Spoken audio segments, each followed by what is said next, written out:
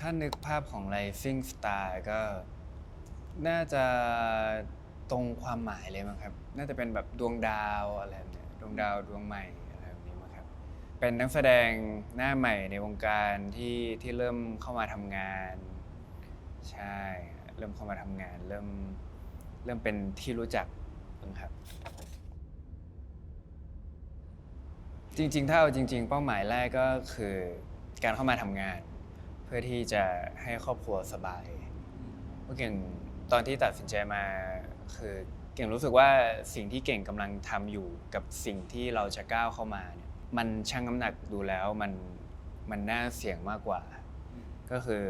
ถ้าเรามาแล้วแบบเราสามารถยืนในวงการนี้ได้สามารถทำงานนี้ออกมาได้ดีผลตอบแทนมันดีกว่าณตอนนั้นที่เราเพิ่งจะเริ่มใช่ก็เลย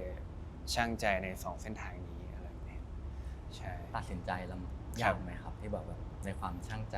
ยากมากเพราะว่าครอบครัวอยากให้เป็นข้าราชการฮะครอบครัวอยากให้เป็นข้าราชการเป็นคุณครูก็เก่งเรียนครูมาแล้วก็สายงานนี้เป็นสายงานที่เราสนใจแล้วเราก็ทำงานเดินแบบประกวดอะไรแบบนี้ก็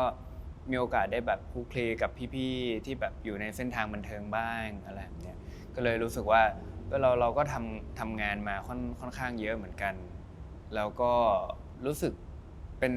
สิ่งหนึ่งที่เราทำแล้วแบบเราสามารถแบ่งเบาภาระครอบครัวได้ก็เลยรู้สึกก็ก็ชอ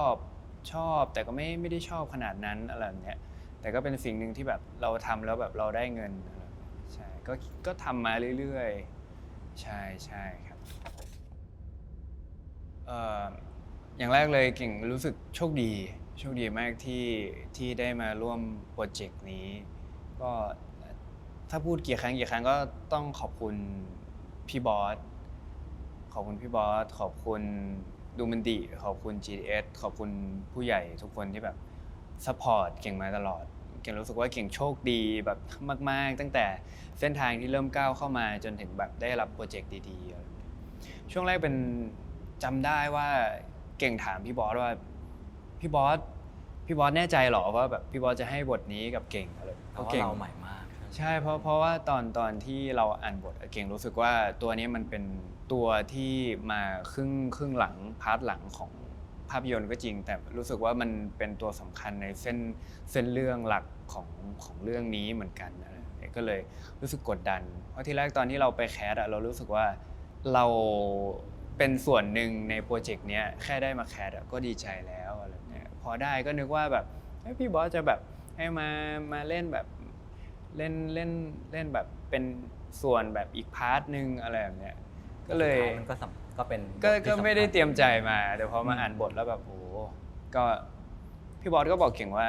เก่งทำได้พี่เชื่อใจเก่งแล้วเราแฮนเดิลกับมันยังไงครับในเรื่องของการทำการบ้านหรือแบบการก็จริงๆหลายอย่างมากทั้งเรื่องแบบอ่านบทดูหนังพี่บอสยัดหนังมาแล้วแบบให้เก่งไปดูนะแบบมันจะตัวละครนี้มันจะฟิลนี้แหละแต่ไม่ได้แบบเอาตัวละครนี้มาเล่นเอาตัวละครนี้มาเล่นนะมันจะออกมาฟิลนี้แหละทำแบ็กกราวด์ฟิตหุ่นใช่เพราะตอนนั้นผมอะไม่เป็นคนที่ไม่เคยแบบเล่นฟิตเนสแบบจริงๆจังๆเลยแบบผอมแห้งเตะฟุตบอลแบบนักฟุตบอลก็จะแบบลีนๆหน่อยใช่ก็มาก็ต้องเพิ่มกล้ามเนื้ออะไรแบบนี้เข้าฟิตเนสพวกภาษาใช่เพราะว่ามันเป็นภาษาถิ่นใช่ก็รู้สึกว่ามันค่อนข้างยากเพราะคำศัพท์มันค่อนข้างแบบเฉพาะใช่เจาะจงเหมือนกันหลายอย่างมากครับใช่แต่สนุกมากนับตั้งแต่เรื่องนั้นชีวิตก็มันก็เปลี่ยนไปครับรู้สึกยังไงบ้างแบบ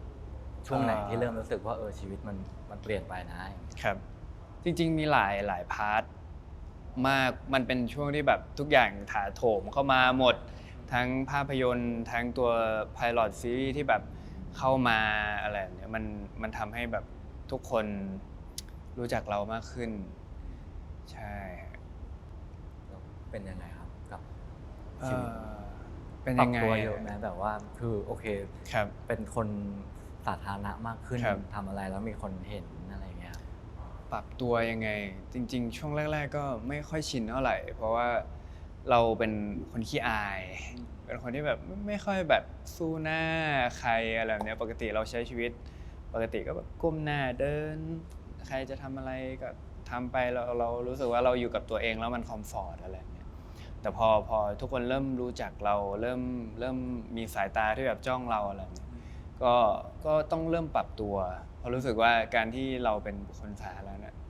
ทุกคนมองมาทุกคนก็จะมีภาพในหัวที่แบบแตกต่างกัน บางคนอาจจะเจอเราแค่ครั้งเดียวแล้วเราดันแบบไม่ได้แบบสบตาเขาหรือแบบไม่ได้ยิ้มแย้มให้เขาอะไรแบบนี้ก็อาจจะเป็นภาพจำที่แบบทุกคนอาจจะจำว่าเก่งฮาริสเป็นคนแบบนี้อะไรแบบนี้ก็เลยรู้สึกว่าเฮ้ยเราต้องกล้าที่จะพุทตัวเองขึ้นกล้าที่แบบสบตากล้าที่จะคุยอะไรแบบนี้เพราะรู้สึกว่าไม่ได้อยากให้ใครที่แบบเจอเราแล้วแบบเอ้ยมันมีความรู้สึกที่แบบอยากเจอนะแต่พอมาเจอแล้วแบบเฮ้ยทำไมพี่เก่งถึงแบบไม่ได้ enjoy ไม่ได้แฮปปี้ไม่ได้สดใสเลยอะไรแบบนี้ใช่เก่งรู้สึกว่าเก่งเหมือนกับการเก่งเคยบอกว่าเก่งเหมือนกับการซื้อลอตเตอรี่อะไรแบบนี้การซื้อลอตเตอรี่มันก็จะเทียบได้กับอีกอย่างหนึ่งคือการผจญภัย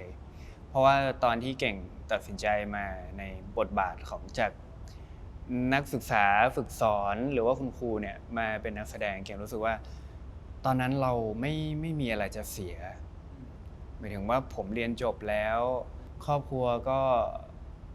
ผมรู้สึกว่าถ้าผมจะกลับไปเป็นครูอีกก็พ่อกับแม่ก็ยังโอเคอยู่ผมก็ถามเขาว่าแบบถ้าผมจะมาลุยสายนี้แบบพ่อกับแม่โอเคไหมอะไรแบบเนี้ยก็เลยรู้สึกว่าตอนนั้นไม่มีอะไรจะเสียละรู้สึกว่าถ้าไปอย่างน้อยมันก็เป็นการผจญภัยครั้งใหม่ผมไม่เคยออกจากกรอบที่ผมตีไว้เลยอ่ะอันนี้เป็นครั้งหนึ่งที่ผมออกไปแล้วผมไม่รู้ว่าจะไปอยู่ที่ไหนไม่รู้ว่าจะได้งานไหมแล้วเราต้องทำยังไงถึงจะมาอยู่ในวงการได้เขาทำงานยังไงนักแสดงเขาทำงานกันแบบไหนอะไรไม่รู้เลยมาเพื่อที่รู้อย่างเดียวคือจะมาเป็นดาราจะมาเป็นนักแสดงแต่ไม่มี knowledge อะไรเลยไม่มี connection อะไรมีแต่ผู้ใหญ่แบบ invest มาว่าลองมาลุยดูครับก็มาอยู่กับน้องอีกคนหนึ่งใช่ที่กรุงเทพก็ทำงานที่แบบทางผู้ใหญ่เขามอบให้มีโปรเจกต์อะไรแบบเนี้ยมีอีเวนต์ก็ไปแล้วก็ค่อยๆแบบเรียนรู้เพราะรู้สึกว่าเป็นช่วงที่มีแพชชั่นมากๆนั่งฟังพอดแคสต์อะไรแบบเนี้ยพี่ๆที่แบบสัมภาษณ์นิตยสารสัมภาษณ์แบบ GQ สัมภาษณ์แบบเยอะมากพอดแคสต์แบบว่า ใช่ที่จะมาอยู่ตรงนี้ใช่เพราะรู้สึกว่าสิ่งหนึ่งที่มันต้องควบคู่ไปกับ knowledge คือ passion เพราะการที่เรามีแรงบันดาลใจมี passion น่ะมันทำให้เราพุทตัวเองขึ้นตลอดเวลาเราดาวเราก็จะพุทหาอะไรแบบใส่หัวไปเรื่อยๆคิดฟุ้งซ่านอยากกลับบ้านอะไรแบบเนี้ยก็เปิดฟังพอดแคสต์ก่อนเลยว่าแบบเฮ้ยพี่คนนี้แบบเขาทนมาหลายปีมากกว่าเขาที่เขาจะประสบผลสำเร็จอะไรแบบเนี้ยก็นั่งฟังเหมือนหลอกตัวเองอะว่าเฮ้ยสักวันหนึ่งมันต้องเป็นวันของเราอะไรใช่ก็กล่อมไปเรื่อยๆเพื่อที่จะไม่ให้เราแบบคิดแบบเนกาทีฟเกินไปอะไรแบบนี้ใช่จริงๆเข็มจีราต้องรอดเนี่ยเรียกได้ว่าเปลี่ยนชีวิตไปพอๆกับวิมานหนามเลยเป็น2เรื่องที่แบบมาพร้อมกันในไทม์ไลน์เดียวกันเก่งว่าเก่งโชคดีมากโชคดีที่มีแฟนคลับน่ารักมีพี่ๆแบบซัพพอร์ตตลอดโชคดีที่มีผู้ใหญ่ซัพพอร์ตตลอดและอีกอย่างหนึ่งคือโชคดีที่มีผลงานที่ดีมากๆทั้งตัววิมานหนามทั้งตัวแบบเข็มจีรามันมาต่อเนื่องกันเลยจริงๆเข็มจีราทำให้เก่งลืมตาอยู่ใช้ชีวิตอยู่ได้เพราะว่าแบบงานอีเวนต์ค่อนข้างเยอะมากๆสิ่งหนึ่งที่รู้สึกโชคดีคือพาร์ทเนอร์พอเรามีพาร์ทเนอร์มีน้ำปิงแล้วก็เราได้มาเล่นเข็มจีราด้วยกันอะไรแบบนี้ มันรู้สึกว่ามันเปลี่ยนทั้ง attitude เปลี่ยนทั้งแบบเรื่องแบบการทำงานของเราไปเยอะมากๆเลยเปลี่ยนไปในทางที่ดีขึ้นเป็นสัก2-3 ข้อได้ไหมครับ ครับ เรื่องของ attitude อย่างแรกเลยคือเมื่อก่อนผมเป็นคนแบบคิดลบมาก เป็นคนที่แบบสมมุติว่าผมจะถามคำถามใครสักคนหนึ่งอ่ะผมจะคิดแล้วว่าแบบคนนั้นจะคิดกับผมแบบไหนอะไรแบบนี้เขาจะรู้สึกกับเรายังไง ผมก็จะไม่กล้าถามคำถามนั้นกับคนคนนั้นละผมก็จะเลี่ยง เหมือนมีกำแพง ใช่ผมจะมีกำแพงของผมอะไรแบบนี้แต่ด้วยความที่น้องเขาเป็นคนที่แบบโพสิทีฟมากๆเป็นคนที่แบบทำเลยไม่ว่าผลจะเป็นยังไง ถ้าเขาคิดแบบนั้นกับเราจริงๆเดี๋ยวเขาจะพูดออกมาเองอะไรแบบนี้รวมถึงแบบเรื่องการทำงานเรื่องแบบการพูดการอยู่กับผู้คนการหาคอนเนคชั่นใหม่ๆการคุยกับเพื่อนร่วมงานการคุยกับผู้ใหญ่อะไรแบบนี้มันเป็นสิ่งหนึ่งที่เราทำงานในวงการมันเป็นข้อดีของเรามากๆในการแบบทำงานร่วมกับคนอื่นเยอะๆหาคอนเนคชั่นใหม่ๆครับเก่งว่าสำคัญมากไม่ใช่แค่พาร์ทเนอร์ที่เราทำงานกันด้วยทุกวันพาร์ทเนอร์ของเก่งหมายถึงทุกคนรอบตัวเราที่เราทำงานอย่างพี่ปานเก่งก็เรียกได้ว่าคือพาร์ทเนอร์เหมือนกันเพราะรู้สึกว่าถ้าเราทำงานกับใครเราต้องเชื่อใจกันและกันหมายถึงว่ามันเป็นสิ่งที่ควรที่จะมีหมายถึงการให้เกียรติกันเชื่อใจกันอะไรแบบนี้เพื่อที่จะให้สิ่งที่เราทำมันออกมาได้ดีปกติใส่นาฬิกาอยู่แล้วอ่ะใช่ปกติใส่นาฬิการู้สึกว่า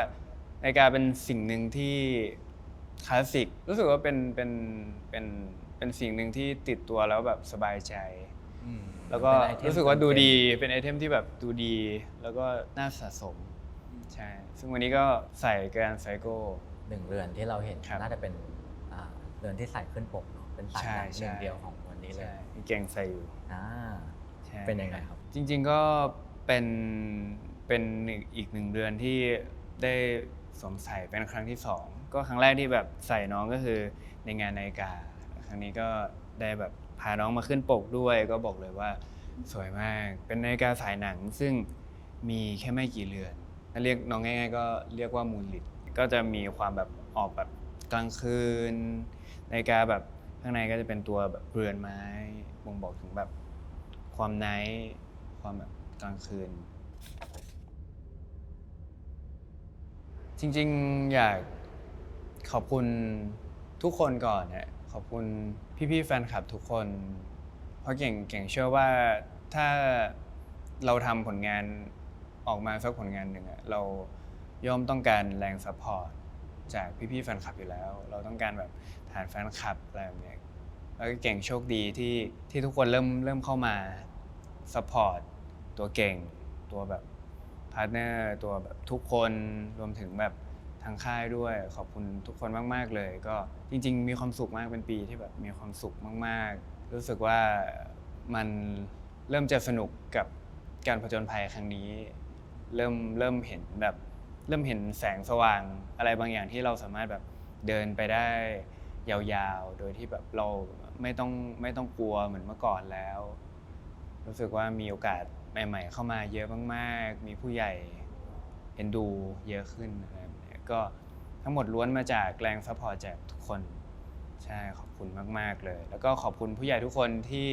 คอยซัพพอร์ตคอยให้โอกาสตลอดอะไรแบบนี้เก่งโชคดีอย่างหนึ่งคือรู้สึกว่าไม่รู้เหมือนกันรู้สึกว่าตัวเองเป็น